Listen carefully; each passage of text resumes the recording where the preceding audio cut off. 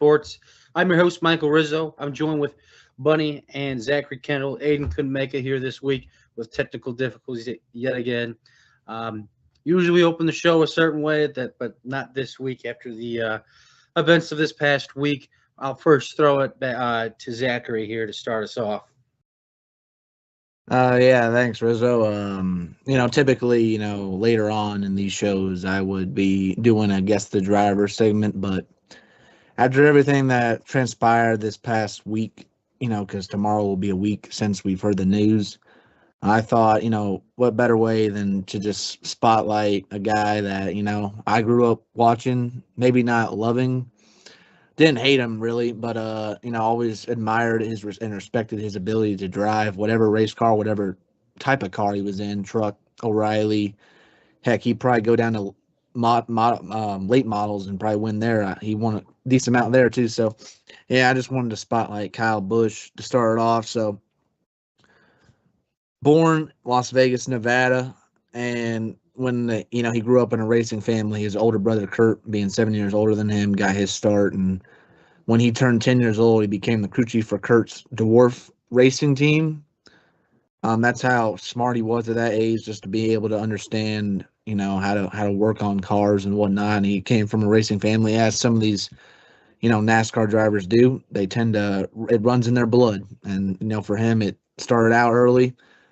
2 championships around the Las Vegas Bull Ring that he used to ride around, get his start, and like 65 national wins as well. Just, admirable, remarkable talent at that young of an age. And he caught the eyes of attention of Roush Fenway that gave him a shot in Truck Series.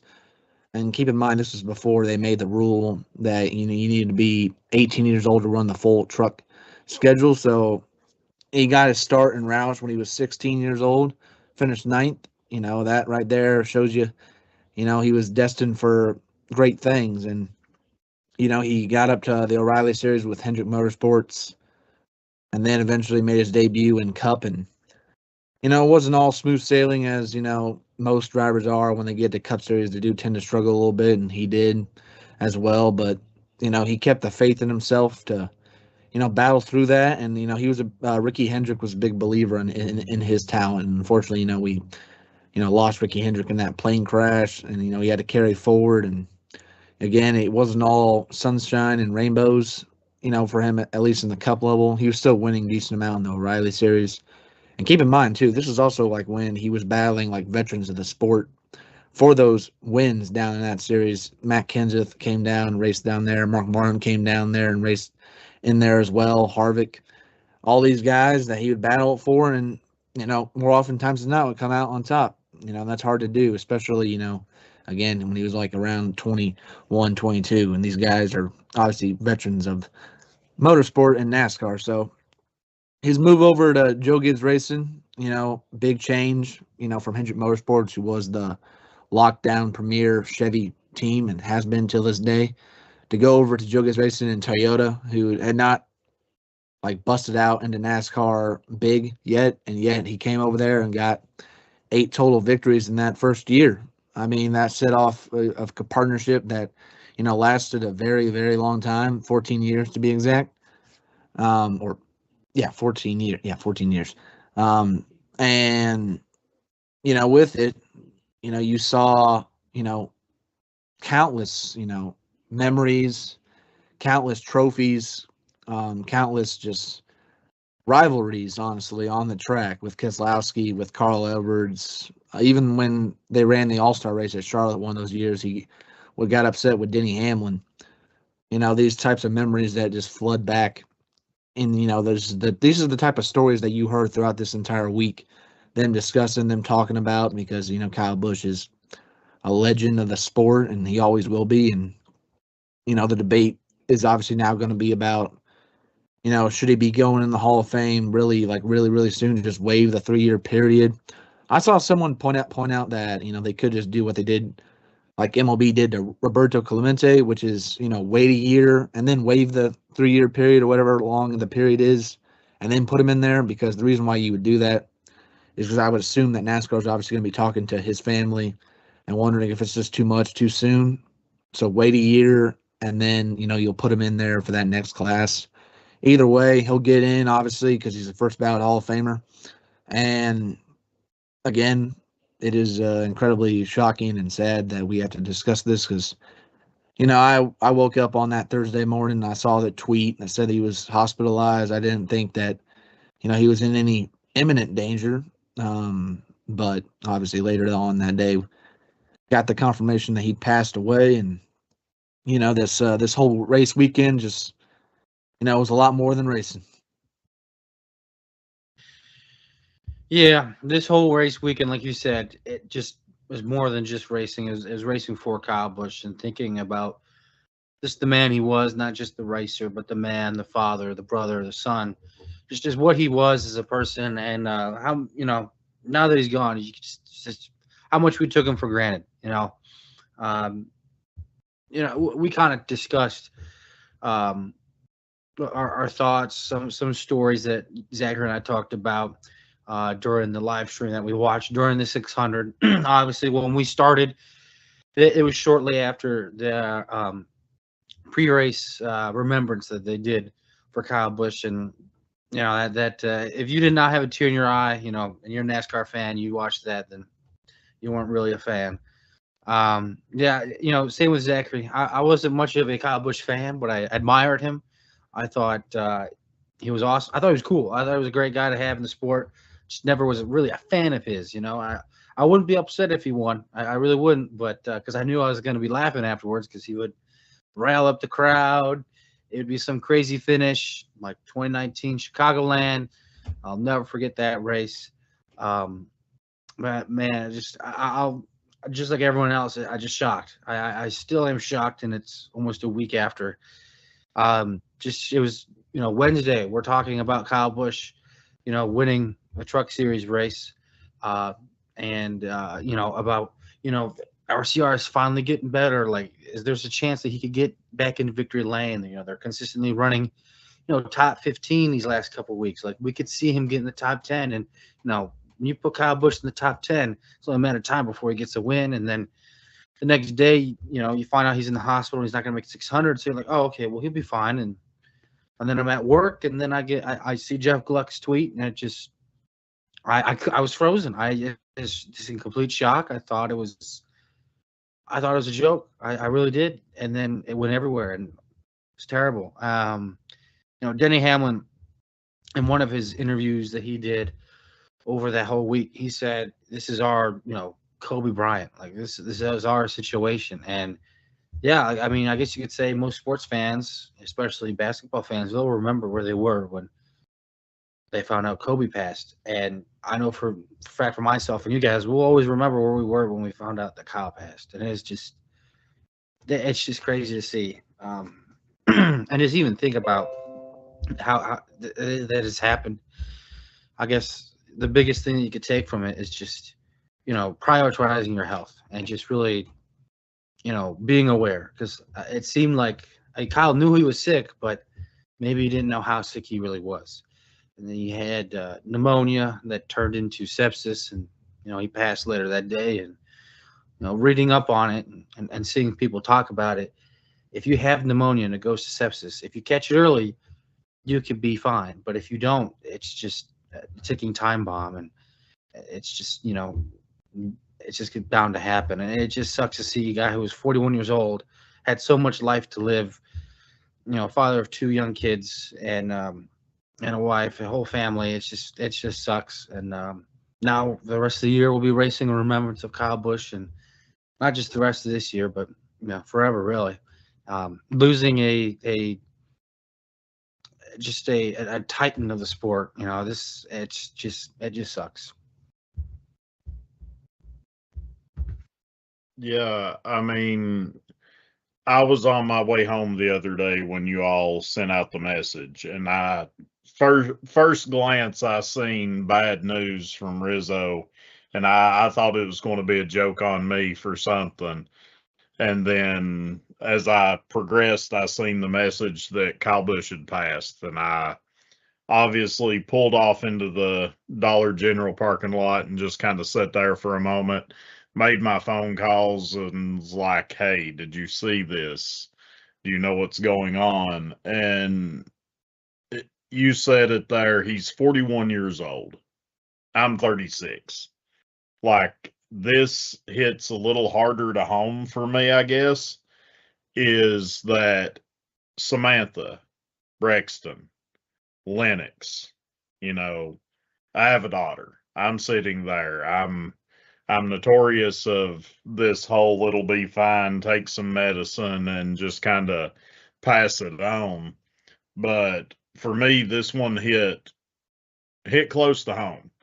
You said Kobe Bryant there. I can tell you exactly what I was doing when that happened. And in that moment, I was trying to go to sleep.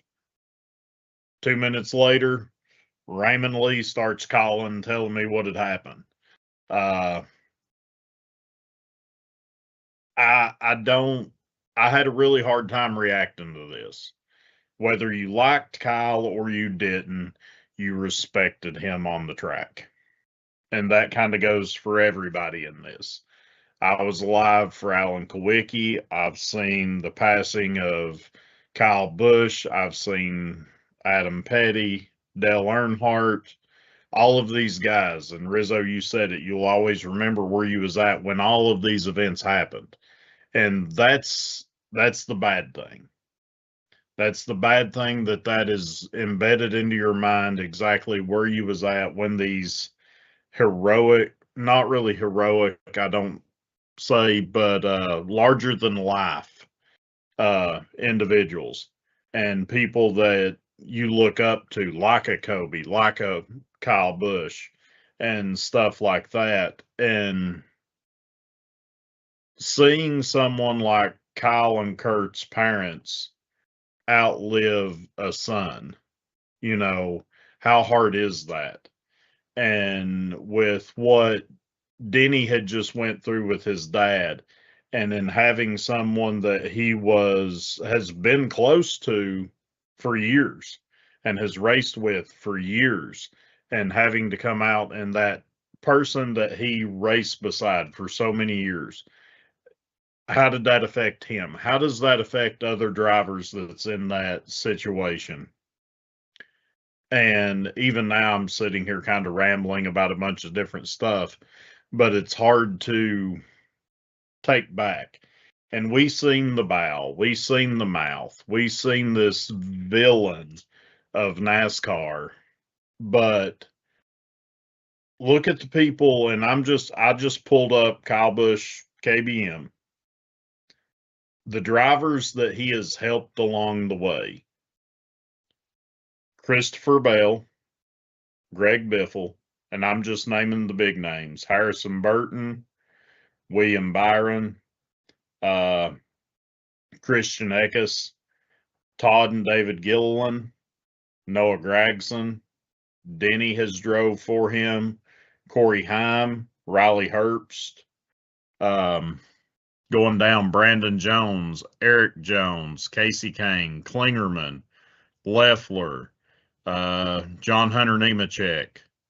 Then you have Chandler Smith, Sammy Smith, Mike Snyder, Daniel Suarez, Martin Truex Jr. drove for him at one time, and Bubba Wallace. And to see the emotion that Suarez had after the 600, that what Kyle done for him, that's something that maybe not a lot of people known, maybe anybody knew, especially with the casual fan. Somebody like Suarez, he took underneath his wing and tried to help him out. It's been noted that he called him once a week, had a in-depth conversation with this guy.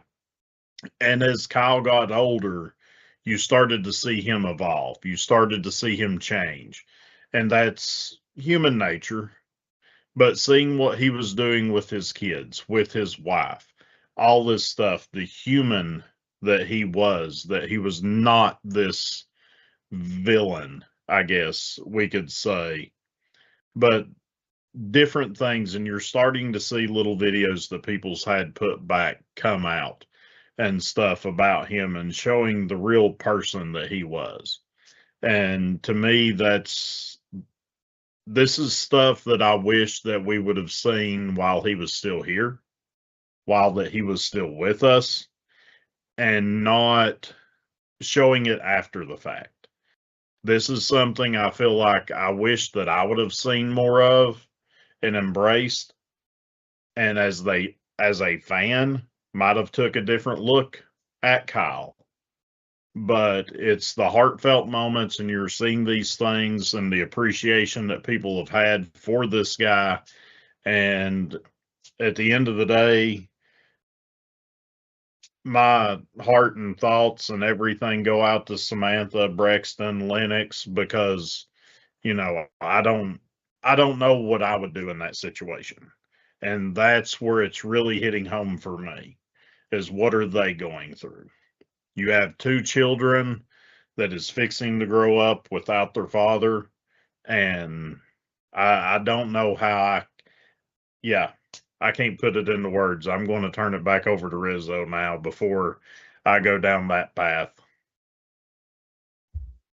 All right, real quick, when you guys were just talking, I just thought about something that, I didn't put down for this show, but I just thought of, and it's kind of important because they were the broadcaster for this race, the first of 5 races. Amazon Prime knocked it out of the park from top to bottom. And I know, Aiden, likes to get on a certain somebody that's a part of this broadcast, but she did a phenomenal job of leading us through this. I even said, like, on Twitter, I said it was great to watch, and then she liked that. And it was their first big test, really. Yes, Amazon Prime, this wasn't their first broadcast ever. That was last year, and that was obviously huge.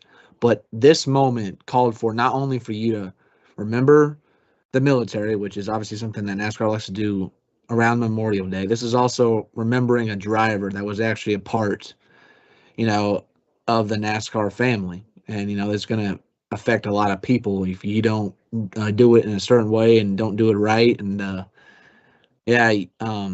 all the videos that Dale Jr. narrated that phenomenal piece before the race as well to go along with it. Marty Smith had his piece after. He's not with Amazon Prime. He's with ESPN, but he did a phenomenal job with his video after it. I know, Rizzo, you saw that on Instagram. So, I just wanted to point out and shout out Amazon Prime for once again proving why you are a worthy partner to, be a part of, and something I wish that you were, more than 5 races worth than what you are getting right now. But just all around phenomenal job. Yeah, something else I wanted to touch on, kind of elaborating off of what Bunny said already. Just wishing that Kyle got to see some of these, tributes to him before he passed.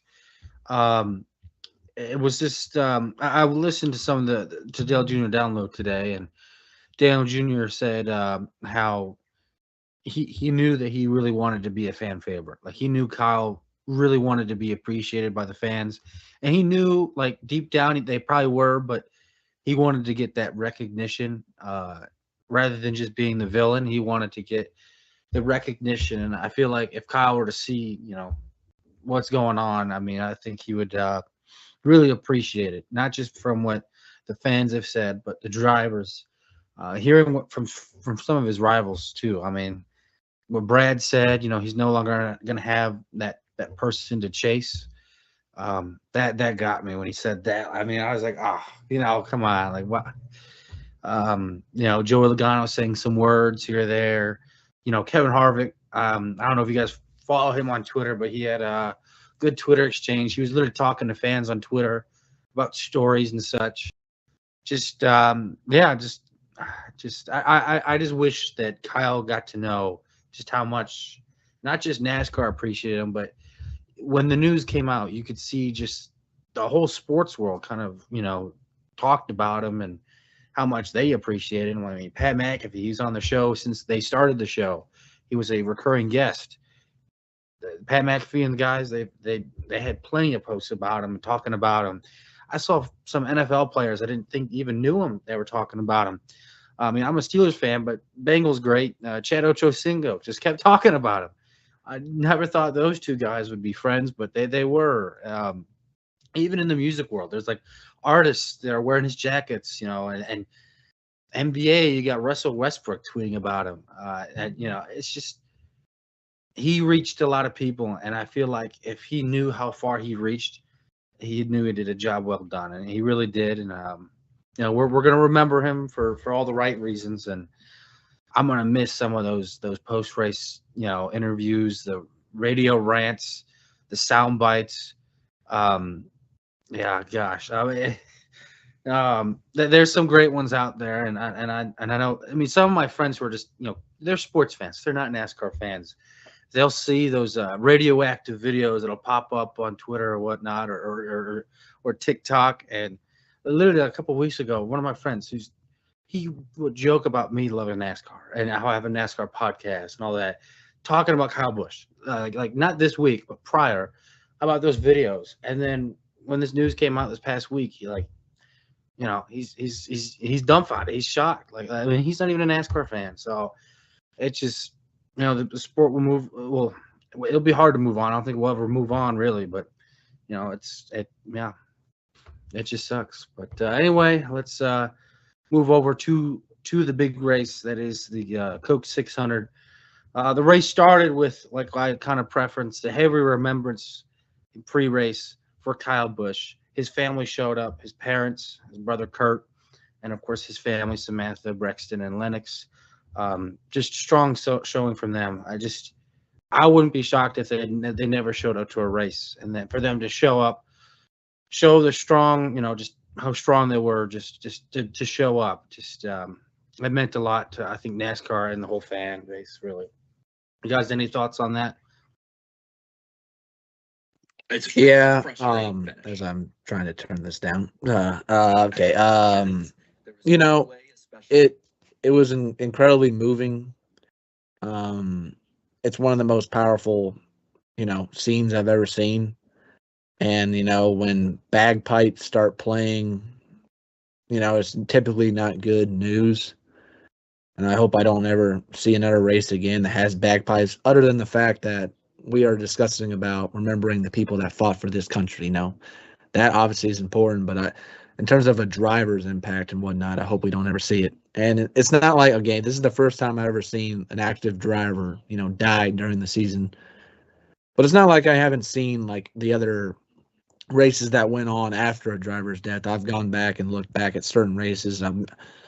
Went back and watched the Rockingham race after Dale Earnhardt passed away and all that pre-race stuff and, celebration of him. I've seen the first Talladega race after Davey Allison's helicopter crash there. So it was obviously one of the most emotional and definitely heartbreaking things I've ever seen. I had to kind of look away to keep my composure a little bit.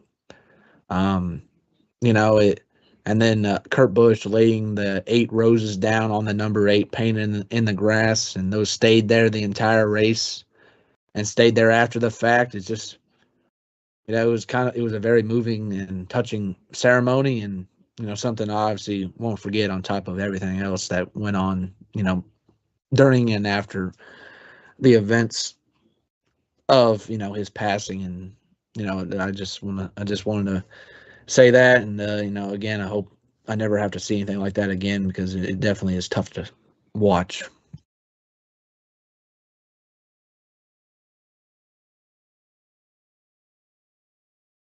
It was the best thing for a bad situation that they could have done. The emotion that was there, the emotion that I seen when I watched it, Zachary, you said it, with Kurt laying the 8 roses down and everything. I couldn't imagine going through that. And for them, the family to be there, the family to come out and be present, that was a big step. And I don't know that they surrounded themselves with the people they were around the most. And sometimes, even if it is possibly one of the hardest things that you could do, they are surrounding themselves with the people that care about them, that are there. And that's, even though you may have never met any of them, it's fans, it's other drivers, it's the wives, it's the kids. You've seen Larson's son walk up and give Brexton the hug. And I'll be honest, I lost my shit. I did. And it touching situation, scene, and yeah, you said it there. The other races that's happened after someone's passed. The Earnhardt, I reference it because it's the one that's most embedded into my mind. The emotion that carried through the whole year. And I wasn't on the first half of the show last week. And when I would check in and look, and I seen you holding up the numbers, I was like, I didn't even have to know what the TV was doing. I knew in that moment what was happening. And yeah.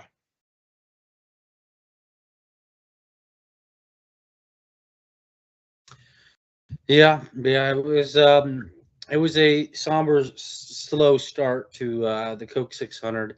After they did the remembrance there with his family, before the start of the race, as they were getting lined up, they did a missing man formation for Kyle, as if he started on the pole. One last nod to him, and then we went on and raced. And talking about the race, it was a great race. It really was. It was everything we kind of expected from Charlotte and the Coke 600. A race that kind of kept you on your toes. Yeah, Toyota dominated, but it was someone else who got the win. A rain shortened win, a 559.5 mile race instead of the Coke 600. And that was Daniel Suarez picking up the win after a late race pitch strategy. Instead of going for 4 tires like everyone else did late, him and his team gambled. They went for 2. He held off the hard charging Toyotas of Denny Hamlin and Christopher Bell 2 separate times, and he gets the win. Guys, thoughts on Daniel Suarez getting the win and thoughts on the overall race itself? This is huge, for Suarez. He only signed a 1-year deal as far as we know, obviously, with Spire Motorsports. So, again, he's in that scenario where he's racing for his future. And, for the greater part of this year, obviously, he's been in the chase, the top 16 in points. He's been right around that bubble area. And now, because of this, it leapfrogged him up further. And then and Bunny even said it, like, after it, does this push towards Suarez getting a contract extension with Spire Motorsports? It certainly doesn't hurt. And, this wasn't the best Coca-Cola 600 I've seen with the next-gen car. That belongs to 2022 and 23, neck and neck. But this one obviously wasn't bad and shows why, they want to put this back, in the chase on the oval, not on the Roval, but the oval now. It's finally back in the chase. And, again, in terms of storybook, you couldn't have written any better. Kyle Busch's final win came in the 7 truck for Spire Motorsports, the first Cup race after he passes away. The 7 car ends up on top. And sure, Toyota, hats off to them for bringing phenomenal race cars to the track. Denny Hamlin, obviously, Tyler Reddick led the most laps. Bell was up there and won a stage. But the reason why we all watch these races and why races go on for however long distance they are is because it's never over until it's over. And effectively, when the rain was coming, Suarez and his crew gambled a little bit with the 2-tire call. And, he got a great restart to get the lead. He was going to lose the lead, obviously, in the next corner, I feel like, and both times, I feel like, until, the cautions obviously came out.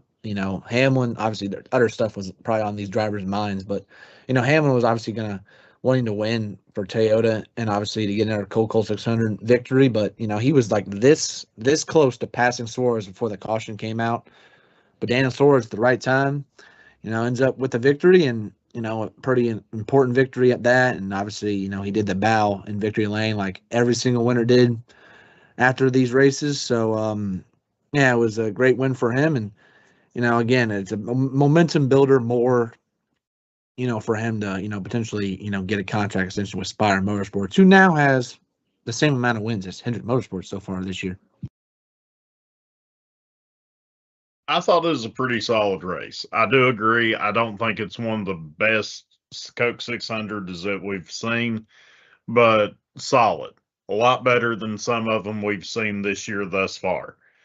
And Suarez picking up this victory, yeah, we've talked about it before. We've talked about it in the past. Asterisk beside the win because it didn't go to the distance.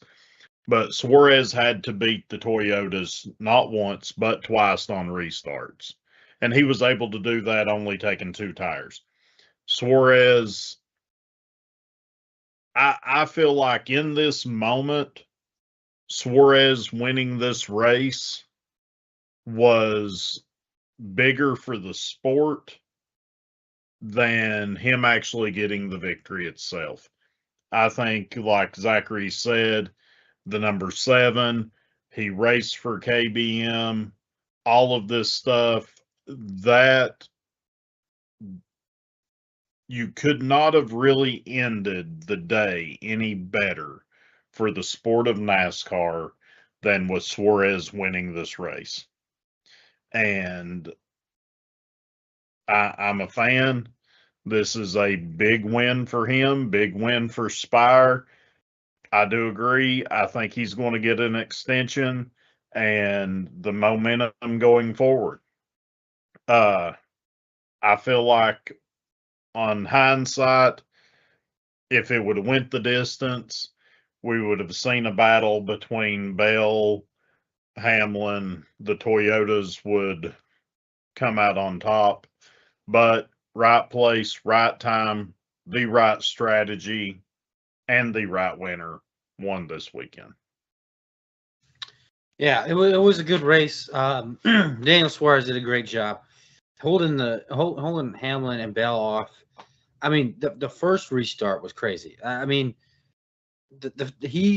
just barely by 2 seconds. I think if they waited to throw that caution 2 seconds later, Hamlin's in the lead. He's easily in the lead. And then that last one, he did everything right. And Bell and Hamlin, they were battling each other. Like let one get the lead, then go after it. I understand. You want the lead. It's bound to happen. Another caution that's going to end the race is bound to happen. But I mean, I guess in the moment they're not thinking Toyota, gotta go win. They're not thinking about that. But they both want to win. But just another Toyota disaster class, if you will, late in these races. There's been multiple races this year that we've seen Toyota dominates, and then something happens where they do something dumb, and then they don't get the win. And not as important in this race just because of the situation and everything going on, but saying it's a Coke 600, it's a crown jewel. Huge for Daniel Suarez in his career. I think right now he's driving the best he's ever had in his career, and he raced in the 19 with JGR. He just wasn't ready for it. If he raced how he is right now, and the mentality he had now, back when he drove that 19, he never would have lost that ride. I really do believe it. He was kind of thrusted into that ride way too soon with Carl Edwards retiring abruptly. Him getting that ride never lived up to the expectations. Moves over to Stuart Haas. Well, Stuart Haas is kind of going through a bunch of turmoil. Moves on to Gaunt Brothers Racing and underfunded team. Then finally finds what he thought was a home in Trackhouse. They started off great because of the next gen car. They had something extra that they kind of figured it out first. But then when everyone caught up and they found out more, Trackhouse has just been stagnant. They haven't done anything. They've even gotten worse, except for SVG. And now he finds himself in Spire, where everyone thought it was going to be a one and done. He's going to find himself probably in the JRM Chevrolet in the O'Reilly Auto Parts Series in 2027. But no, he's raced himself to a win in the Coke 600, top 10 in the points, and been really consistent. Who would have thought that at this point, Coke 600 in 2026, that Spire would have 2 cars with 2 wins and 2 cars in top 10 of the points. I know I didn't have that on my bingo card. And when we had that first show where we had hot takes, none of us had that. Our hot take was that one Spire car was going to make it. Like, that was our hot take. That, I guess, Carson Hocevar will pick a win. And if we said 2 cars from Spire were going to have a win and be in the playoffs, I guarantee you it would have been Michael McDowell, not Daniel Suarez. I guarantee you that's all what we would said. And Daniel Suarez is shutting the doubters up. He's doing a great job this year from jumping from what? Like, was it 15th in points to 10th in points in 1 week where a lot of drivers have issues. He stepped up in a big way, getting a big win, an emotional win, and a deserving win for him.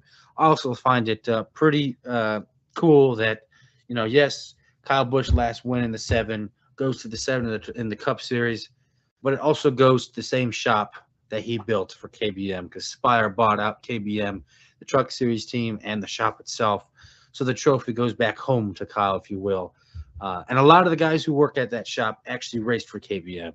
Well, not raced for them, but worked for KBM when they were operating in the Truck Series. So just a full, awesome situation there, full circle moment for KBM, Kyle Busch, and Spire getting the win there. Moving on, this kind of affected the whole entire weekend. Weather. Now, we'll talk about what happened in the trucks and the O'Reilly Auto Parts Series here shortly. But yes, the rain came and it shortened the weekend. There was no qualifying, no practice, and the race missed out on about 30 laps or so. You know what? We're talking about weather. We might as well talk about all 3 races here. The truck race got delayed all the way till Sunday morning. Before the Indy 500, it had a time limit. It had to be a race in 2 hours, pretty much. They missed out on the final 20-something laps as well. Even though the weather was totally fine, but TV time window, they had to miss a certain amount of time. And then don't even get us started on the O'Reilly Auto Parts Series. That race was atrocious. They only have like 36 green flag laps. All the other laps raced in that race were under yellow. It was foggy. It was misty. It was raining. Spotters couldn't see their car. There was oil on the track. It was a whole mess. Guys, thoughts on the weather? Last year, in the watch along, I mentioned this too, but last year we were very lucky in terms of, not having a whole lot of delays. Everything got ran on time, basically. This entire weekend kind of wiped all that away and then some. It's the first time that all 3 national series ended up getting shortened due to weather. Even though the truck race could have gone the full distance because the weather wasn't really affecting the end of the race. It's just that, it came from somebody else, probably Fox. They wanted a shortened clock, a time clock. The second time they've had to do a time clock too this year. They did one at Atlanta too. So very frustrated by that. Another discussion about this, talking about that trucks real quick, because I mentioned it. When I said we had a truck booth conversation, Eric Brennan from ARCA came up. He's done this a couple times before, but this was his first race this year, and obviously the circumstances again were very, very difficult to come in and put your stamp at being the play-by-play guy. And I heard that he got some advice from Mike Joy on how to handle it. And I think he did a phenomenal job and shows why he deserves to be in that seat. No offense to Jamie Little. Again, I've always said it. She's a phenomenal pit reporter, but she cannot call a race to save her life. I'm sorry. She just can't do it. She doesn't have the energy. She doesn't have the grasp of it all. And, in this race, Eric Brennan had the voice, had the awareness to mention all of it. Even he talked about, the chase for the trucks, which, you don't really hear that because, why? Because every single driver that ends up winning these races doesn't usually end up being full-time drivers. It's been won by Carson Hocevar and obviously Kyle Busch and a couple other Corey Heim. And, you had Lane Riggs, who had his second win, I think, this year, win the race. And then obviously afterwards they're bringing up those the chase format and who's where and how many points they're back and whatnot. And, that's good, but that can't just be it. And in this race, he was mentioning it multiple times about where drivers were and how much they needed to gain on each other. to put them in position to obviously be in that top 10, because in the trucks it's the top 10 in points. So he did a phenomenal job, and then obviously going over to the O'Reilly race, because we're all just kind of grouping this together. You are right; it was a complete mess. The weather again wasn't cooperating. They got the first like 32 laps in, then they went under caution for rain, ran like an additional like lap, and then came down pit road. And at that time, Justin Allgaier was in the lead. So fast forward to the nighttime, and they can get what they usually do is obviously they go either halfway or go to the end of stage 2. And you were right about the fog. The fog was a mess. Spotters could barely see on the track, and that's why NASCAR probably couldn't even see that a car blew up entering turn 1 into the racing line, by the way, that everyone likes to run into the turn. And because of that, the cars went up in there full speed without any warning, and they basically all hit the wall. So kind of hilarious, but also kind of embarrassing moment there. And they ran the last like 20 laps, I think, under caution, because they realized that, unfortunately, with the way things were playing out, they had the truck race in the morning on Sunday, they had the Indy 500 that was the mid-afternoon, and then they had the Coca-Cola 600 at night. So that covers basically the entire day. So where are you going to put the O'Reilly race, to finish it off if you want to, if you choose to do that? So obviously they didn't choose to do that. And, they ran the last 20 laps under caution. Just what makes it even, I think, a little more frustrating is that they also did the choose too. They did the choose, and they were double wide. They looked like they were going to go back racing. They didn't. And Ross Chastain ended up getting the win after they obviously after he won the stage, and then they pulled him onto pit road and waited 30 seconds to then call the race. Very frustrating weekend all around. Again, nothing was really, nobody was really having a fun time. Obviously, who would after everything that happened, and the weather obviously wasn't cooperating well. And I hate shortened races. I really do. I don't think they prove a determined winner. Especially since, if I was paid money to go to that race, the O'Reilly race in particular, and I watched that happen, I'd be very upset and frustrated. I was frustrated, and I was 6 hours away from Charlotte. So just imagine the people that were at the track. I can only imagine that. But, again, congrats to Lane Riggs and Ross Chastain on their wins. And hopefully we don't have to deal with another weekend like this, obviously, for a very long time, if ever, because I really just, all around, it was not fun to watch. Boys, Mother Nature's a bitch. And that's just being honest. The weekend weather, I mean, when we left Wednesday, this was supposed to be the greatest weekend in motorsports. It was all but that. And for me, I have many, many times had to go sit in the stands at Bristol on a Monday for a cup race, more than not. Move it to Monday.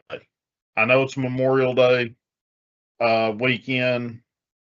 Most people had Monday off. Move it to Monday. Do something.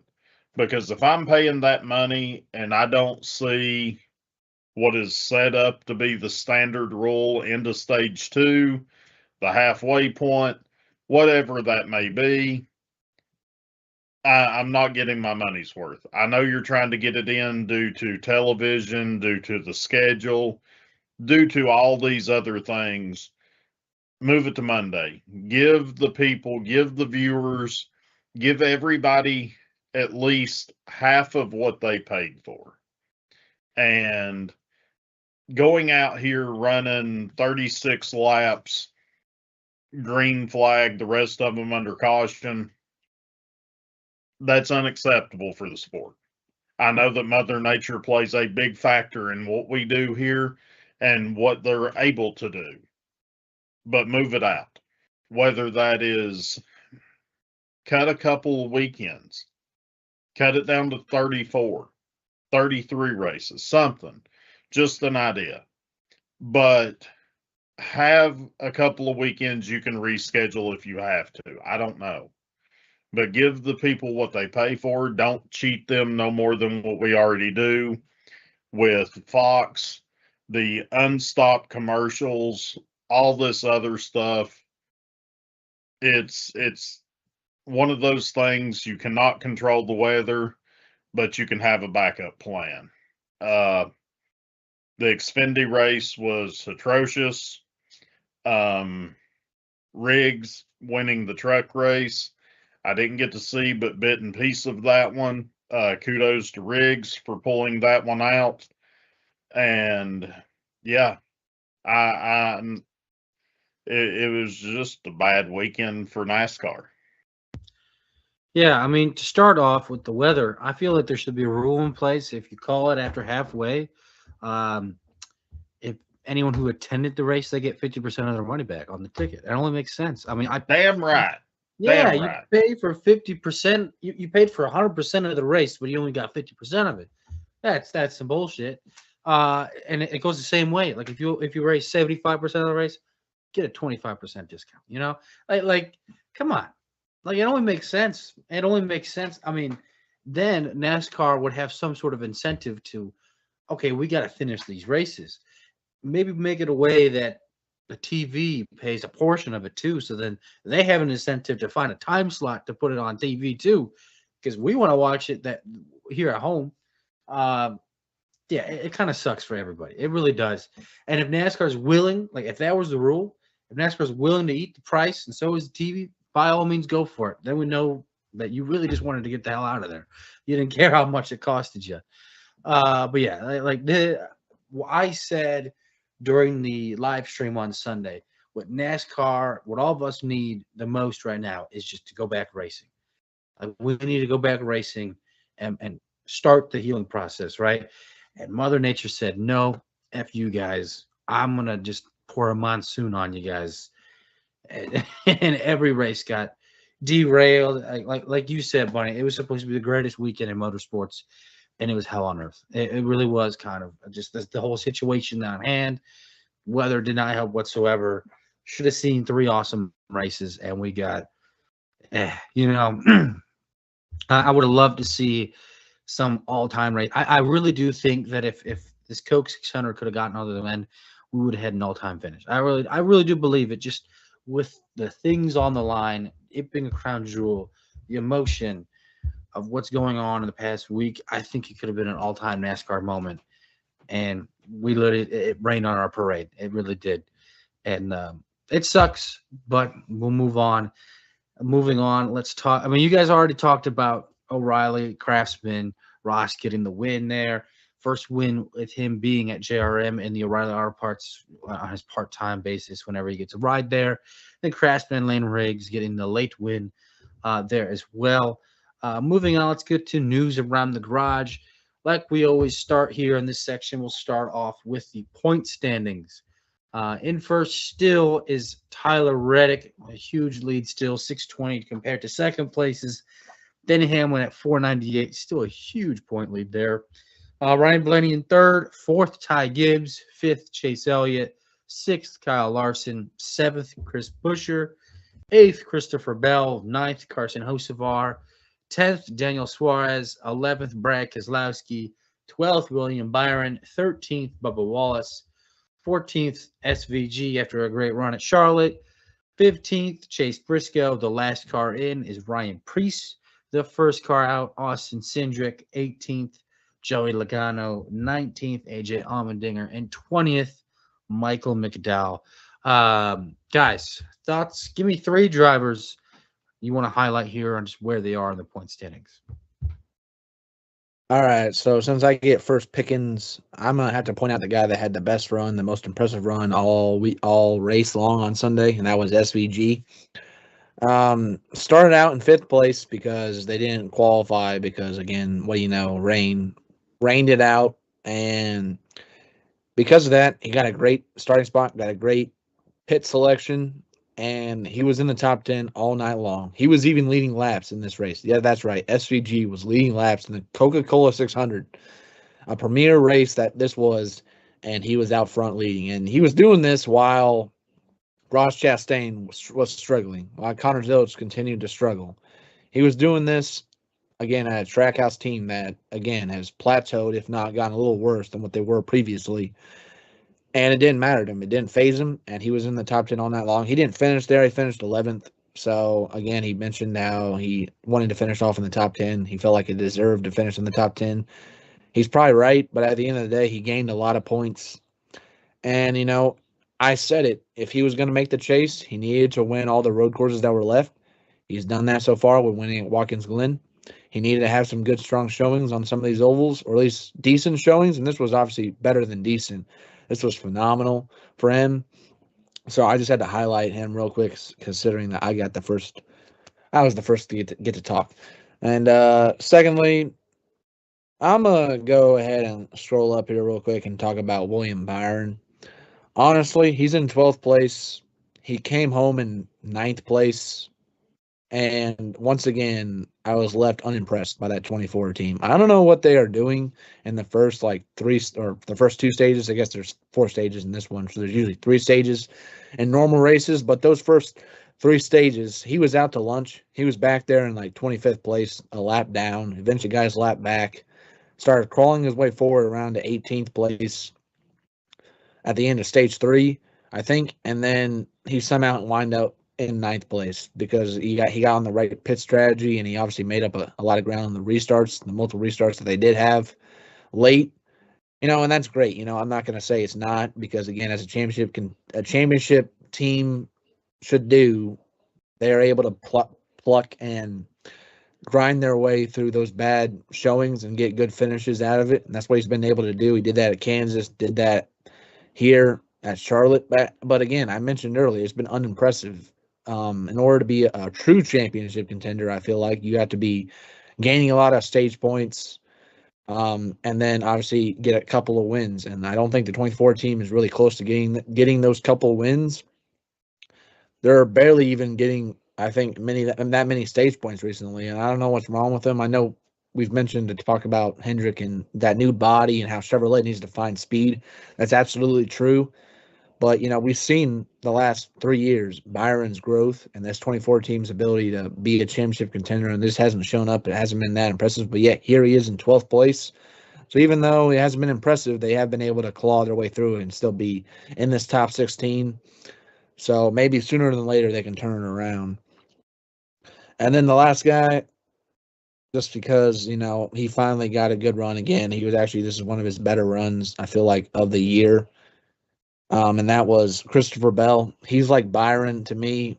He was really struggling lately. Typically, out of the 20 team and Adam Stevens and Bell, you see them out in the top 5, out in the top 10, getting stage wins here and there. And then obviously he would have a win by this point in the season usually, but he doesn't have a win. And, I feel like Charlotte was, again, a necessary reminder to them about what they're capable of, because he was able to go up there in stage 3, take the lead from Denny Hamlin, and win the stage. And then he was right there at the end battling Hamlin and Suarez for the win. I think that was a good reminder for them to, realize that we're not out of this by any means. I know we're in 8th place in the standings so far, and again, we've all mentioned it, how he probably needs to be in that top 6 to have a legitimate shot at the championship. Because when you're back in 8th place, you're going to need like a somewhat Tony Stewart type run in the chase, along with, some other guys on the top of the standings falling off a bit in order to make the run. But, it's still somewhat, early for him, because we just reached the halfway point of the regular season. He can make up points, obviously, and get in that top 6, And, this most recent run was very impressive, for me, for looking at it, because again, that 20 team recently weren't showing a lot of speed, but obviously at Charlotte came up big and finished really well. So yeah. Well, I'm gonna kind of split it up here. You got Ty Gibbs that's sitting in 4th place. I said to begin the year he would get his first career win. I did not see him maintaining this momentum, this streak, and being in 4th place in the points. I figured he would get a win somewheres, but be mired back in 20th, 21st, somewheres in there. Kudos to Gibbs. Him and that Toyota bunch is, leading the field every weekend. My next one, I'm going to kind of kick it back here. Joey Logano is only 20 points ahead of AJ Allmendinger, which is with colleague, which has been irrelevant for the last few years, sitting in 18th place. You have 2 Penske cars, one in 17th, one in 18th. I didn't see that going into the beginning of the year. And Cindric's ahead of Logano. That's shocking to me. Logano and that 22 team, they've got to get it together. Looking at the point system, going from the playoffs to the chase, are we going to see Logano struggle from here on out? He was able to get his win and become hot late. He's not out of it by no means, but you're 346 points back. Then when you start the chase at the end of the season, you're going to be at the largest deficit of anyone. You've not really been a factor in many or any of the races.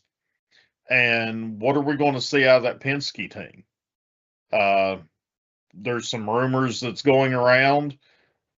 Who knows? I mean, who would want to be in that Ford camp at Penske if you're not Ryan Blaney? And you're sitting here with Cindric and Logano. Logano's not going anywheres. And Cindric's outperforming your 2-time champion. So those are my 3. It's around Ty Gibbs and Penske. Hey, you guys have brought up some good guys here, and just some situations in the point standings.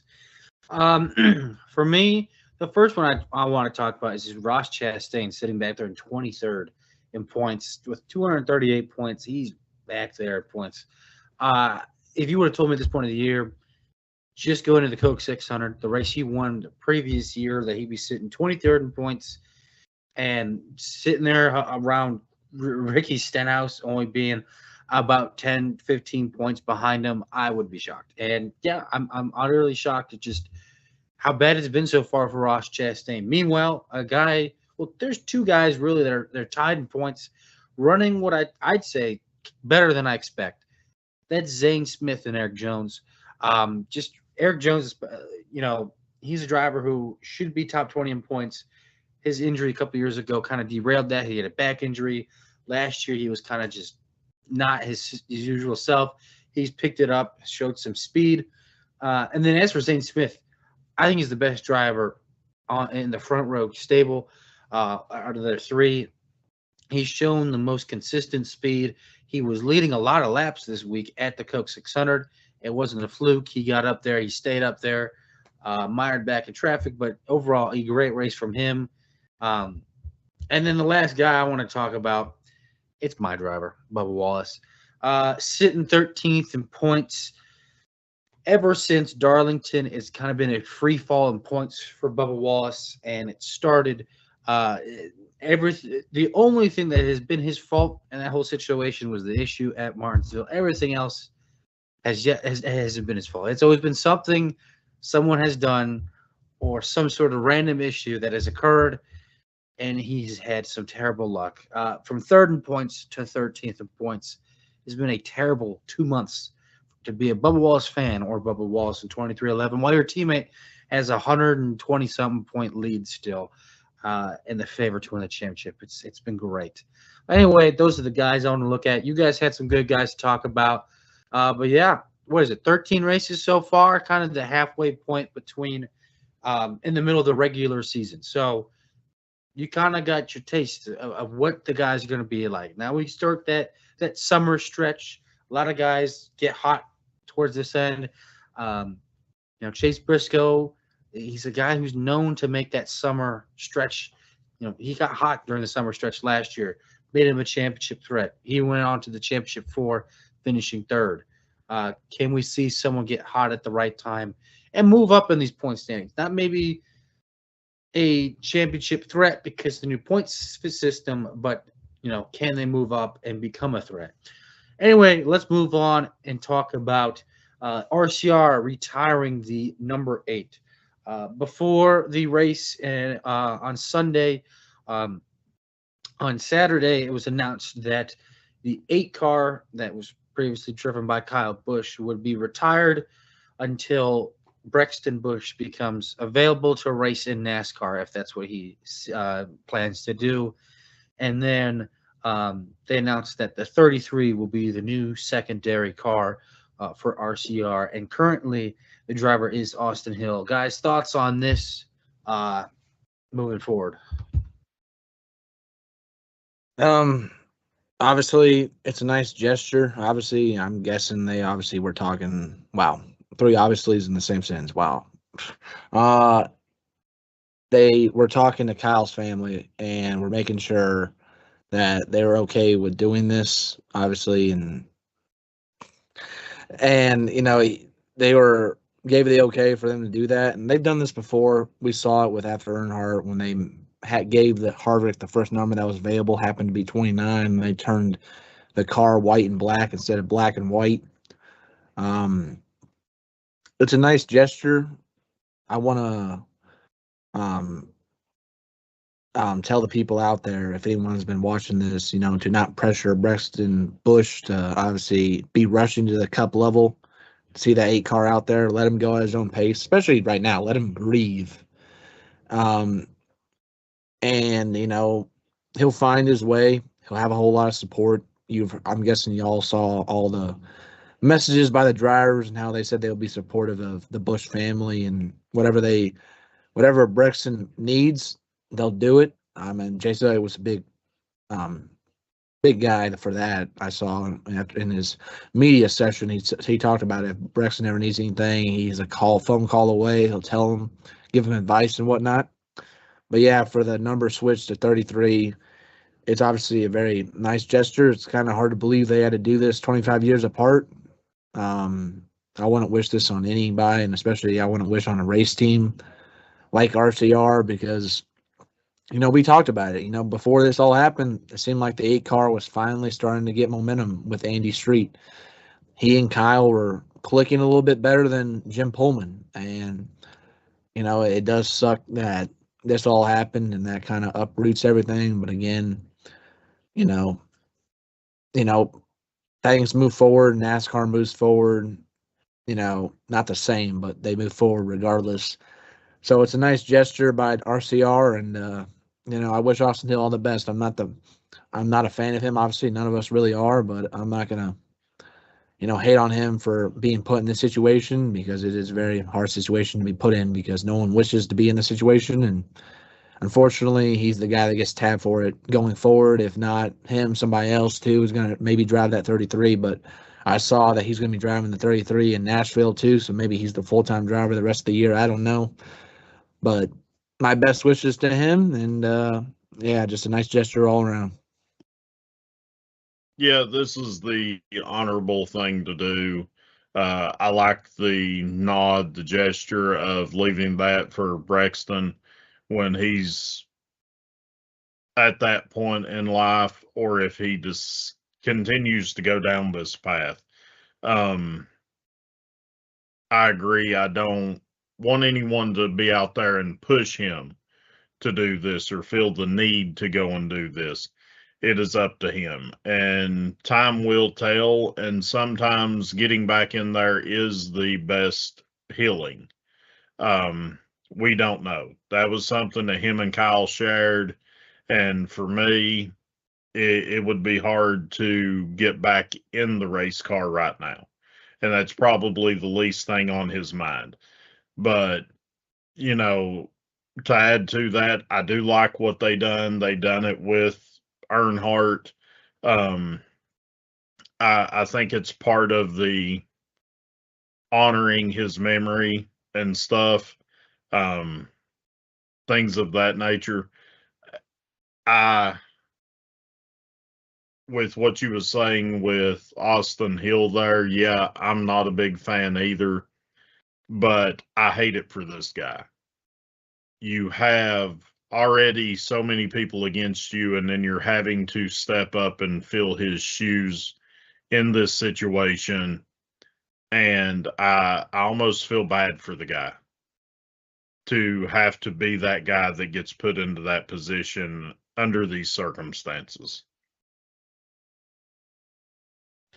Yeah, it's definitely a tough situation for Austin Hill. I can't imagine what he's going through.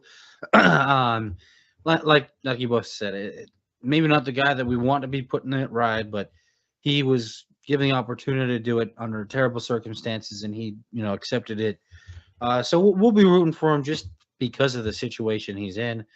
But yeah, it's a great gesture. The fact that RCR has to go through this 25 years later is just heartbreaking, really. As for Brexton getting that, I really do. I love that they're continuing to support not just the Busch family but Brexton as well. If he wants to go continue racing and continue NASCAR racing, I've been lucky to watch Brexton race. He used to race for the NASCAR U Series when I used to work for them. He's a great kid. He really was. You think of someone who had a legend of a father, probably all the money in the world. You'd think the kid would be, kind of a stuck-up kid, but he was a great kid, and I really hope that he does get to go NASCAR racing someday, because I guarantee you, his fan base would be quite large. I mean, especially now more than ever. I don't think anyone will be booing Brexton Busch. I know if he does continue racing, that first race, if he ever does end up going NASCAR racing, that first start he makes in the Truck Series, there will be a lot of eyes on it. It just sucks that now he's going to have this immense amount of pressure on him if he does continue racing. But it's good to know that, all the people who came in support saying, hey, we're going to be here for you. And I'm glad that the series came and said it. I mean, a lot of drivers did. NASCAR media, just a lot of people are going to be there for them. And so he's going to be helped along the way. Just I hope he continues the career path of being a NASCAR driver, because I think he's going to be one heck of a driver. Moving on, Ryan Preece's appeal is upheld, meaning that his 25-point penalty and his $50,000 fine that he was given after Texas will be upheld for turning the 54 of Ty Gibbs. Basically, what I saw on this one and what I read is that neither NASCAR nor the team could really prove whether or not he hit him or not.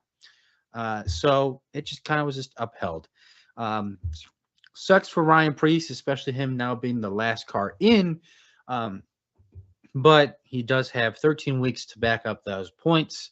And he's just going to have to race with those negative 25 points. Yeah, I ain't buying what they're really selling, honestly. Yeah, you said it. They heard both NASCAR and RFK Racing's arguments, and their conclusion was that neither one really proved a significant point toward the other. So it's kind of like in the NFL, where if you throw a flag out there and then for like a fumble, like a challenge flag for a fumble, and there's like not enough evidence to overturn it, that's kind of like what this situation was. But again, that reasoning to me is just kind of confusing a little bit. Honestly, if NASCAR, who handed the points, the penalty out and the fine out first, can't prove why they gave it to him in the first place, then shouldn't he just get it rescinded? Honestly, I guess not, because majority rules, and 2 people out of the 3 people in the panel voted that he should have his penalty should have remained, and that's what it was, 2-1. So sucks for Ryan Preece again, because he was going to be a bubble driver regardless of this. I had him in the chase because I felt like he was going to be consistent enough above the bubble drivers. I didn't think those bubble drivers would be Joey Logano though, but they are, and it sucks that he loses those 25 points. The $50,000 fine is like whatever. He can make that up in probably 2 weeks with 2 solid finishes. But the points penalty is obviously the biggest thing, and I saw like the last time NASCAR handed out a penalty like this and actually reduced the penalty or somewhat was when William Byron did it in Texas in 2022. That's when he spun Hamlin in the grass. Yeah, it sucks for Ryan Preece, but you got to focus forward, and you still got 13 weeks to make up points, and potentially gain further, and hopefully you don't lose. But obviously, it sucks that he couldn't get this penalty rescinded. Yeah, I don't agree with this. I'm like you. If NASCAR can't prove it, then drop it. But it is what it is at this point. I just look back. If he had those 25 points, he would be right behind William Byron in a lot more comfortable position in the point system. And I hate to say it, I think we see those 25 points come into factor later in the year. I do. I think that 25-point cushion gives him the little bit of a buffer that could project him into the playoffs. I think we're going to see Preece. He'll have a couple of good races, but he's going to have some really bad races. I don't think we're going to see anything of a hot streak, and I really hate that for him. But under these circumstances, I do agree. I feel like that it should have been washed. If you want to give him the fine, give him the fine, split it up, something, give him the points back, because if you can't make a determining call on what happened in the race and you have been out and made this known, then just squash it and go on, because this is an unacceptable situation. But it is what it is. He's got 13 more weeks to prove himself and to lock himself into the chase. Yeah, it sucks for Ryan Preece. But NASCAR had to make a ruling on it. This is the ruling that was agreed upon. Well, not really agreed upon, but that they came to. But yeah, he's gonna have a lot of pressure on him to continue the run he's been on lately. Just he has to continue it and build up that cushion from the 16th place in the points. Next up, Cletus McFarland will return to RCR in the O'Reilly series in the 33 car. Guys, thoughts on Cletus McFarland returning?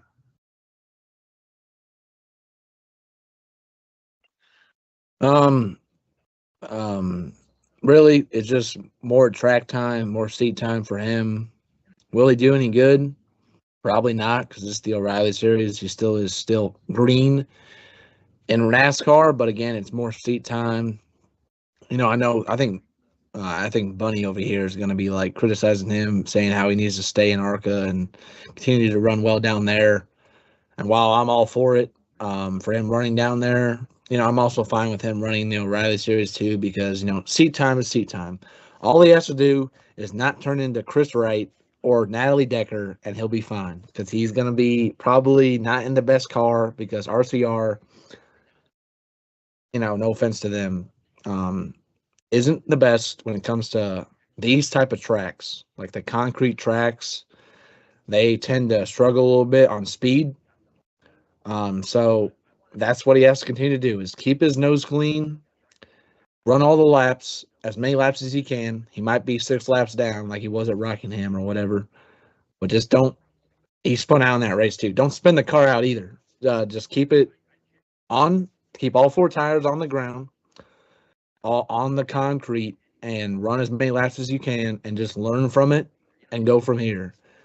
You have a fan base. You have eyes on you. You bring eyes to NASCAR. I like you. Don't do anything dumb.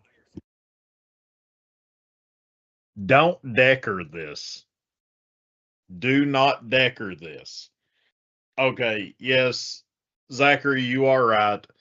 I do think he needs to stay down in the ARCA series, but I do agree with you. Seat time is seat time. That is first and foremost. But let's take it one step at a time. Let's go down to the ARCA series. Let's get you off the training wheels first. Then let's take these steps. If he will go out, keep clean, like you said, don't do anything stupid, and don't decker this, I will be fine. I will give him his flowers next week. But if you go out here, you do some bonehead stuff, stay in the ARCA series. There is too many people supporting you. I'm not going to sit here and bash or say anything bad about RCR. They're in a different world right now. Cletus, let's go out. Let's have a clean race. Execute. Don't do anything drastic, and we will be fine. I honestly think Cletus is going to do everything he can to not be noticeable, and that's going to be really hard because you how can you not notice Cletus McFarland? But when it comes to on track, I think he's going to try not to be noticeable. I mean, we saw him finish, what was it, 6th place in the ARCA at Rockingham, and he followed that up with a 36th place finish in the O'Reilly Auto Parts Series. But I think it's kind of, he's had some issues, and I think it's finally clicking that, hey, I just need to make laps. I just need to learn it. I can't be like I think he's finally figuring out that when it comes to the O'Reilly series, he's just there for laps. He's not there to be the big name show. He's just there to gain experience so that maybe down the road he can move up. And if he understands that and just to make all the laps, I think you'll have a solid day. Now, I think he's going to finish around 30th again because it's going to be tough. It's going to be tough for him. It really will be. But because he's not consistently in the car, he doesn't race as much. Now, he does race a lot of other things, and that's great. He just doesn't race NASCAR as much as he should. If he wants to do this as much as he says he wants to do it, he needs to be in ARCA every week. He needs to do a truck race once a month at least. And hey, if you want to throw in some O'Reilly Auto Parts Series, by all means, throw him in there. But he needs to race almost every weekend. If he really wants to do the Daytona 500, he's been talking about a lot, he needs to race every weekend for the next 2 years, and maybe, just maybe, he'll be, cleared to race the 500. Maybe decent enough to make the field, but he needs the laps. And like you said, this is good. Just don't be noticeable except for your personality, Anyway, let's move on. The last thing, Casey Mears will get another start for him to make 500 career starts. I just do not know where he's starting. Zachary, where is he getting this 500 start at? Yes, so I saw this earlier. It was posted, and Casey Mears for a long time has been wanting and pleading to anybody to give him a ride to potentially get to 500 career starts because he's so close to doing so. He adds this one to make sure he's on pace for that. He's getting it from Beard Motorsports in the 62 car. So assuming he can qualify in on the race, he will get in this race, and it's not a lot that he's going to do because it's Beard Motorsports. I hate to say it, but if he makes the field, and his goal again is to just make starts, make laps. Again, for any lap car out there, just don't do something stupid to get you bad publicity, whatever. So I wish him all the best in making the race. And, again, it's good on Beard Motorsports to give him this opportunity again because Casey Mears is, 40-something years old, something like that. So, and they don't have to do this, but yet they are. So that's good on them. And Casey Mears, I, again, wish you all the best. I hate that this feels like we're giving a driver a participation trophy right now. I do. I really hate that. Getting your 500 career starts, That's great. That's wonderful. I hate that I feel like this is bringing the sport down just a little bit, because there are drivers that are out there that are more deserving, more capable, and ready to have an opportunity to drive a car. And like we said with Cletus, get a little bit of seat time, something of that nature. It may not be in the best equipment, but you are in the Cup Series and you're making starts, you are learning. And there's guys that are in the Truck Series, the Xfinity Series, that should be in this in this car. And I personally think, yes, it's great to have the 500 career wins, but I don't like it in the same breath. Just accept defeat and let's go on. Yeah, I totally get what you're trying to say, Bunny. I really do, and I kind of agree with you. It's just, I mean, the fact that he's pleading and begging to get it, it's just kind of like, oh, come on. I mean, I get it. Yeah, you raced a lot for NASCAR. You have some memorable races, some moments in NASCAR, but the way that it's kind of put, like begging and pleading with teams, it's I don't like it. But at the same time, there's the 66 car, MBM Motorsports. Like, I'm sure they would take him, but Beard Motorsports, he must have a good sponsorship. Not that Beard Motorsports is any better than the 66 car that's running this week with Chad Fincham. I'm just kind of shocked that Chad Fincham, he's got a ride. And, like, that's kind of shocking to me too. Like Chad Fincham over Casey Mears. I'd still take Casey Mears, who only runs like 1 or 2 races a year in the last 5 years. I think Chad Fincham. No offense, Chad. I've never met you. But still, interesting news. But hey, I'm glad he got to 500. He's going to get to 500 if he qualified. But yeah. Moving on, let's get to the award ceremony. I'll start up first. Give me the top shelf of the week. I'm gonna go with an interesting one here. Give me Steve O'Donnell, CEO of NASCAR. The entire news cycle of Kyle Busch, from the press conference on Friday to the decisions that they have made in terms of the Kyle Busch things, like what they did pre-race, what he said, like I said, just like he did in his presser, and then pre-race, the remembrance for Kyle Busch. I thought it was, there's not many CEOs, I don't think, who would say something like that. And you could tell it wasn't fake. This came from the heart. This was everything that he meant. He meant to what he said. It didn't seem fake. It didn't seem like he's trying to do anything.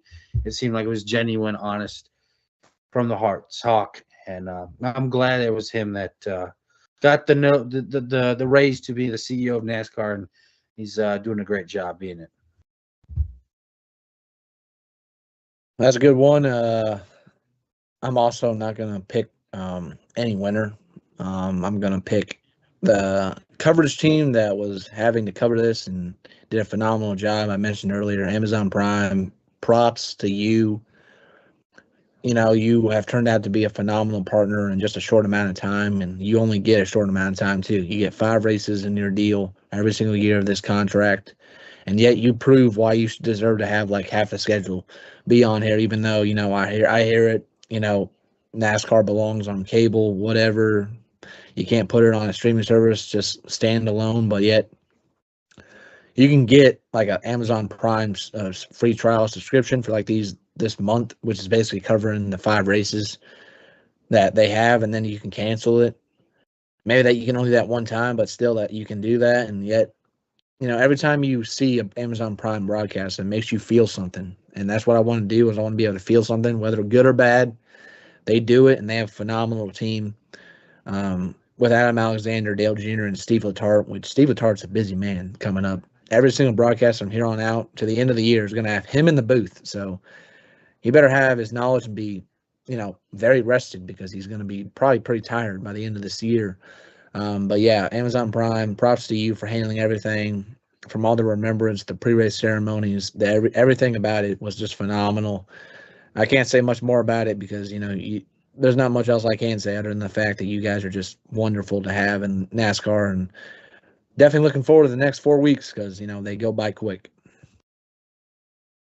Yeah, I don't know that the name of Top Shelf is the right title for who I'm going to give it to this week, and that is for the Bush family to come out days after the passing of Kyle, coming together and making a public appearance in honor of his memory at the racetrack under the situation that they had just went through days prior, being able to come together as a family, each one of the members of that family coming out and showing the strength to be present while NASCAR, the community, the fans, the other drivers, the competitors, the athletes on pit road honor your husband, your son,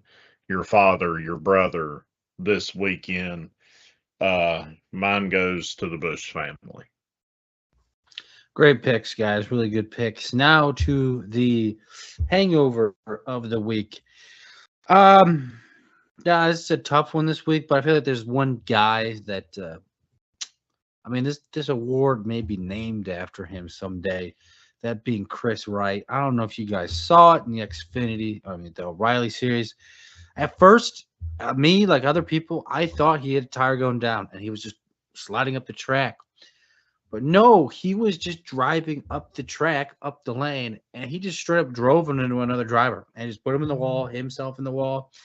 And then he gets on the radio and said, "I thought you said clear," to his spotter, and his spotter said, "No, I said outside." Like there was a driver outside. I just don't understand how this guy has the money to drive these cars and is so bad. Like, how at some point he's just got to give it up. This ain't for you, man. Like, how bad do you have to be? And then he can never take accountability for his own mistakes. Always blaming the spotter, the car, anything else but himself.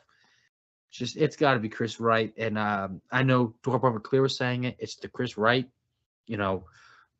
whatever the rule, the segment they say in their show, it should be the Chris Wright hangover of the week because he's always got a hangover. Okay, even if he's not racing, he did something. He probably hit the curb and scuffed up his tires or hit a mailbox. I bet he's done that a lot in his life. But yeah, Chris Wright, hangover of the year. Yeah, it was pretty obvious that one. The Chris Wright Talent Memorial is still living live and well, and will for years to come if he continues to still do this. So you took an obvious one. I'm also going to take an obvious one, but it's not a driver. It's Mother Nature. The biggest thing that I wanted to have happen due to all the circumstances was just phenomenal racing, good racing to have to be put on, and we couldn't even get that because you kept getting in the way nonstop. Like NASCAR Cup Series had practice, barely. They got it in, but they had a few pauses in there because of weather. Then you get to the truck race, it doesn't happen until Sunday morning. Then the O'Reilly race happens, and you cut it basically short. Obviously, they ran the last 20 laps again under caution until the end because they wanted to get it over with. And then you get to the truck race, and again with circumstances playing out, and you pushing it to Sunday morning, they had to do a time clock, and we didn't get a full race in there. And then we didn't get a full race in the Coca-Cola 600 either. Thankfully, the Indy 500, which I know isn't NASCAR, but the Indy 500 got all 200 laps in and got a phenomenal finish. The Cup Series, Rizzo said it. He thought that it was shaping up to be a phenomenal ending to that race. Maybe it was, but we never got to find out because it got shortened because of rain. And, the first time, again, all three National Series had gotten shortened or whatever due to something happening, which is typically, obviously, Mother Nature. It's never a good thing, and, first time for everything, but I definitely did not want to have happen this weekend because all I wanted to have happen was, again, racing to distract us from everything that was going on. We couldn't get it. And, Mother Nature, as Bunny would put it, is a bitch, and you are a bitch. You were a bitch this past weekend. Yeah, for me, the hangover of the week is the motorsports world as a whole. Everything that's happened, from the weather to Kyle's passing, this is a week of the hangover. Like, if you could pick a week to just stash away and forget about as far as what all has happened, this is the weekend to do so. This has been probably one of the toughest weeks that we have seen in 25 years. So it's not necessarily that any one driver, it's just the situation. If this was a week to have a Wednesday hangover, this deserves it.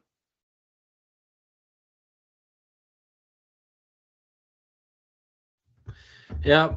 Some great picks, guys, all around. Talking about picks, let's move to picks and predictions. Before we make our picks, Bunny, please tell us where we finished last week.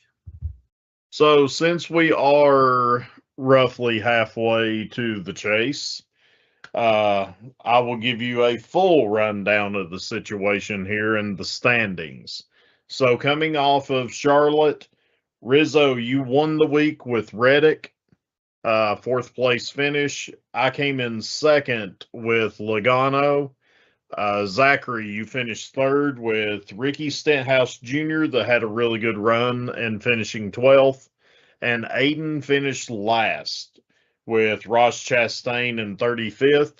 The win totals is Rizzo with 5, Aiden and myself tied with 4, and Zachary still has 0.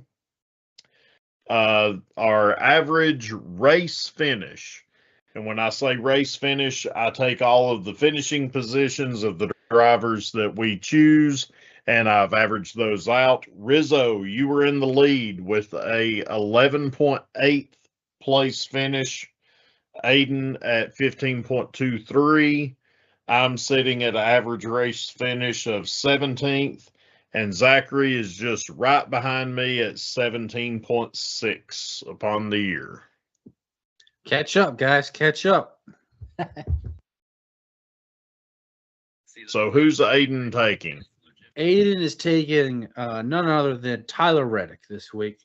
I'll be honest. This is not the week you want to pick Tyler Reddick, but he picks Tyler Reddick. So next up. That'd be me. Up, Zachary.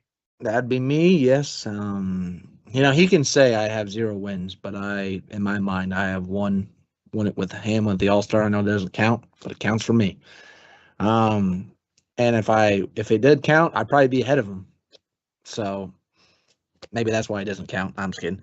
Yeah, Tyler Reddick is not the guy that I would have chosen, honestly, for Nashville. He doesn't strike me as the best. Sure, he has a lot of wins, obviously, this year, and that 45 group has been a contender very strongly week in, week out. Still, I wouldn't pick him. I'm picking somebody else, and the guy I'm picking has been known to do well on these type of tracks, and he won here last year. Give me Ryan Blaney.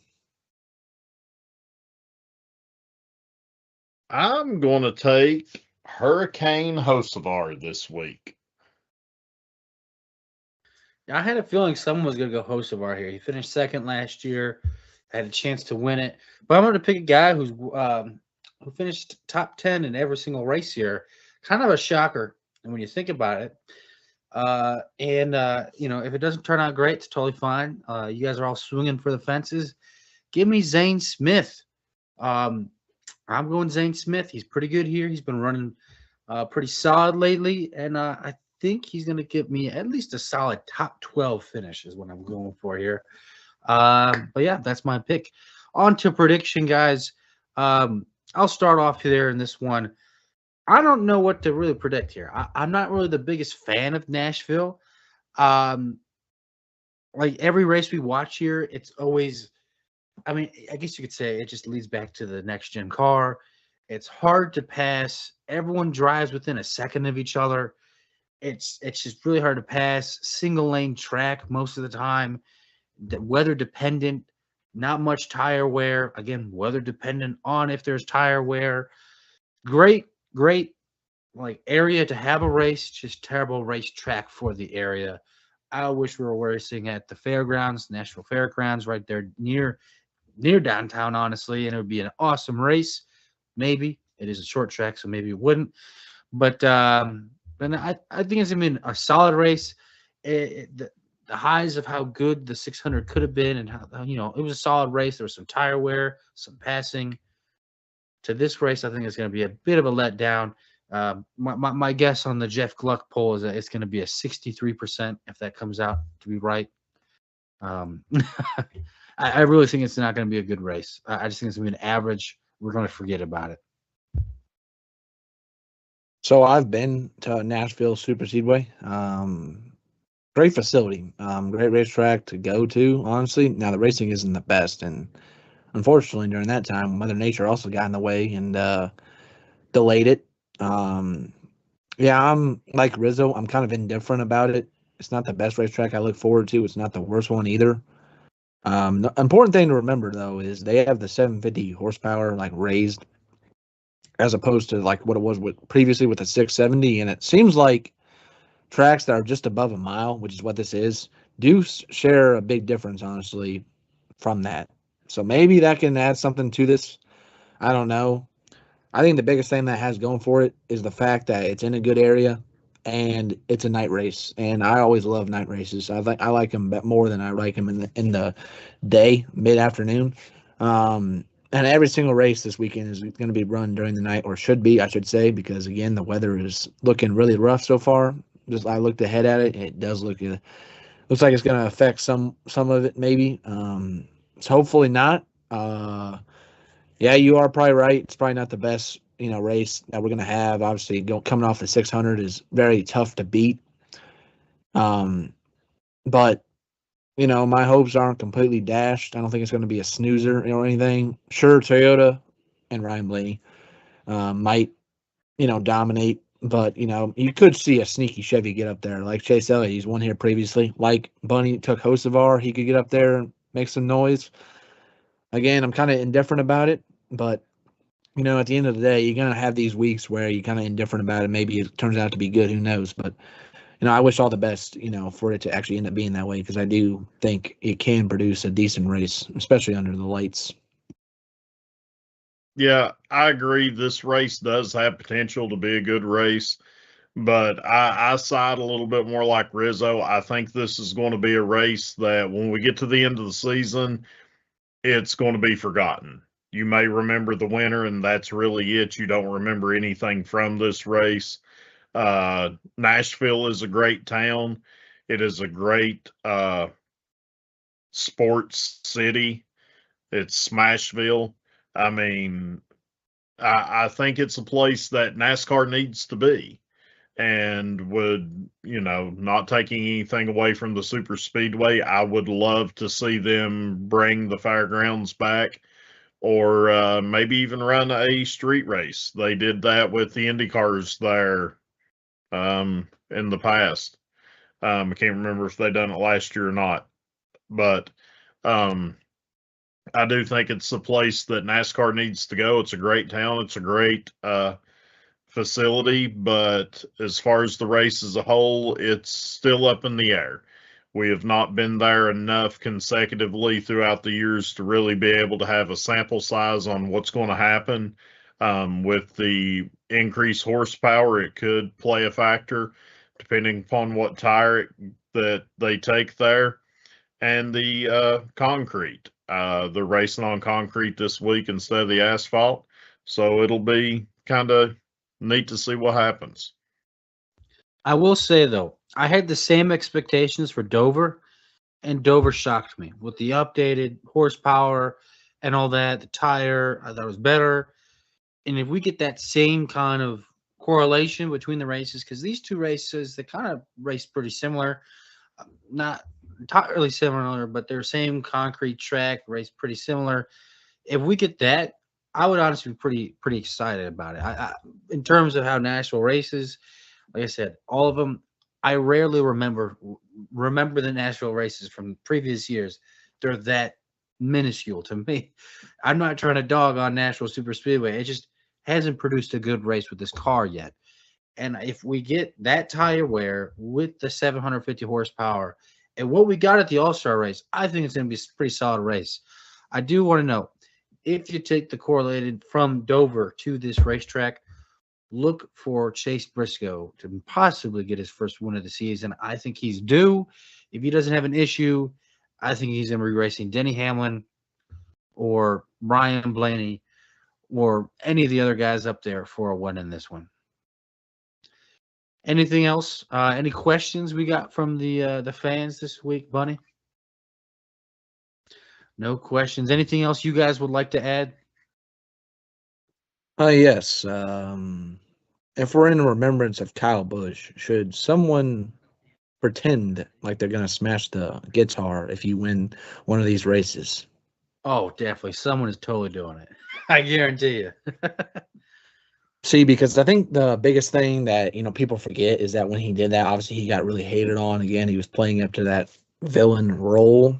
But Sam Smith is who created those guitars, I think is what his name was. He said that he'd give him a replica, guitar of it. So that's why he did that. Just saying. That's the reason why he did it. That's the only reason why he did that. It was because they guaranteed him he'd get like a separate but replica trophy of it. I'm just saying. I just brought that up because I've seen people talk about it. See, if we're gonna do this thing about remembering Kyle Busch, I thought, why not pretend to smash it or not? So yeah. I guarantee you someone does it. I would put money on it. Like if someone that has like some sort of personality, you know what I mean, that they aren't like vanilla, they're gonna do it. Like I don't think Chase Elliott would do it personally, but anyone else really in the Cup Series, they'd do it. I could totally see. Denny's smashing it. Denny's smashing it. Denny's smashing it. Ross would do it. I mean, he smashes watermelons. Guitar is nothing more to him. Well, thank you all for tuning in to another episode of Moonshiners Racing presented by Depot Street Sports. I'm your host, Michael Rizzo, joined with Bunny and Zachary Kendall. We'll come back next week, talk all things Nashville, and get you ready for the